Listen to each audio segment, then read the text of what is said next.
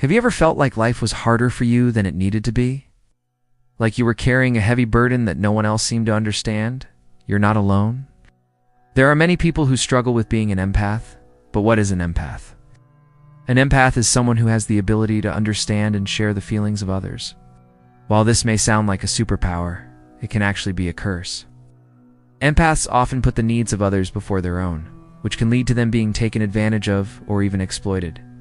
They may also struggle with setting boundaries and may find themselves in toxic relationships or situations. Being an empath is not always easy, but it is a gift that should be cherished. When you know how to use it, you have the ability to connect with people on a deeper level and make the world a better place. In this video, we will explore the hidden struggles of being an empath and how to cope with them.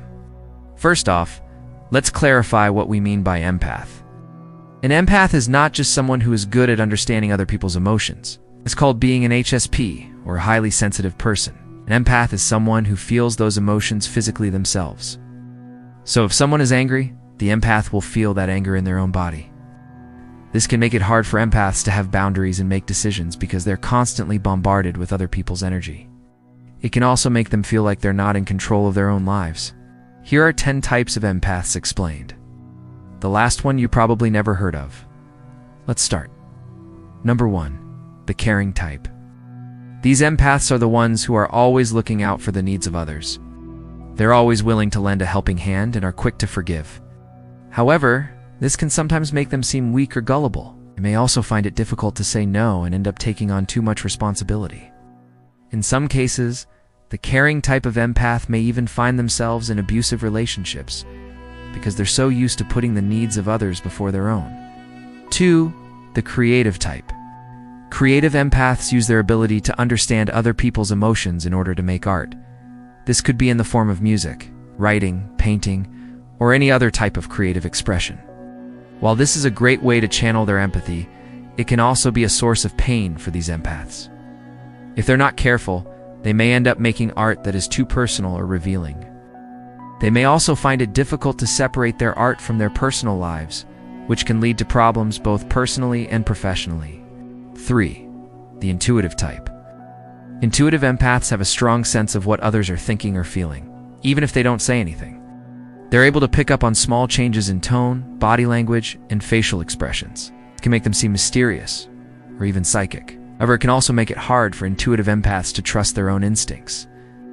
If they're constantly second-guessing themselves, they may end up making decisions that are based on what they think others want them to do, rather than what they really want.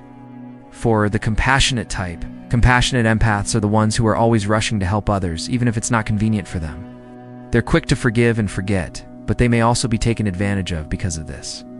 Sometimes the best thing that you can do for someone is to let them face the consequences of their actions. By always rescuing them, you're only enabling their bad behavior. 5. The empathetic type. Empathetic empaths are so in tune with their own emotions that they have a hard time regulating them. This means that they're constantly at the mercy of their feelings and can't seem to catch a break from the roller coaster ride of emotions. On one hand, this can make them seem passionate and intense, but it can also make it hard for them to keep their cool when things get tough. 6. The emotional empath. Emotional empaths have a deep connection to their own emotions and the emotions of others.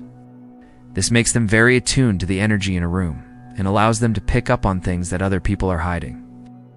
However, this can also make it hard for emotional empaths to relax and be carefree. They're always feeling something deeply, whether it's good or bad. 7. The nature empath. Nature empaths have a strong connection to the natural world around them. They can feel the energy of a place and understand the interconnectedness of all living things. However, this can also make it hard for nature empaths to live in urban areas. They may feel claustrophobic and drained by the concrete jungle and prefer to spend their time in more natural settings. 8. The animal empath. Animal empaths have a strong connection to animals and can often communicate with them telepathically. They're able to understand what animals are saying and feeling, which makes them great pet owners. However, this can also make it hard for animal empaths to eat meat.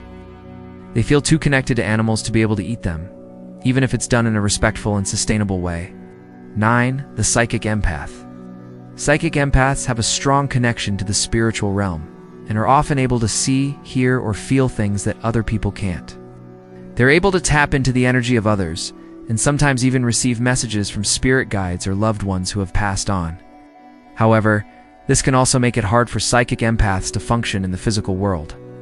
They may feel like they're not belonging and may struggle to make sense of the confusing messages they're receiving. Number 10. The rarest of empath, the Heyoka Empath. A Heyoka is a Lakota term for someone who walks in two worlds. Heyoka empaths are rare because they're able to tap into the energy of others while still maintaining their own sense of identity. They're able to walk in both the physical world and the spiritual world and act as liaisons between the two. However, this can also make it hard for healer empaths to feel like they belong in either world. They may feel like they're too spiritual for the physical world, or too physical for the spiritual world. Heyoka empaths are incredibly powerful because they can use their abilities to help heal people and bring people together. However, they also need to be careful not to get burned out. Heyoka empaths are often called healers because of their ability to connect with people on a deep level and help them heal from emotional wounds. However, this can take a toll on the empath's own mental health if they're not careful. They need to make sure that they're taking time to recharge and heal themselves as well. Otherwise, they may end up becoming resentful or burnt out. While being an empath can come with its challenges, it's also a great gift. As an empath, you have the ability to connect with people in a way that most people can't. You're able to understand their emotions and feelings and use that understanding to help them heal. However, it's important to remember that being an empath doesn't mean that you have to put everyone else's needs before your own. You still need to take care of yourself and set boundaries when necessary. Otherwise, you'll end up resenting the people around you. We hope that this video has helped you better understand the different types of empaths and the challenges that they face. If you're an empath, know that you're not alone. There are many people who understand what you're going through and want to help. Don't be afraid to reach out to others for support when you need it. And always remember to take care of yourself first and foremost. Thank you for watching, and we'll see you in the next video.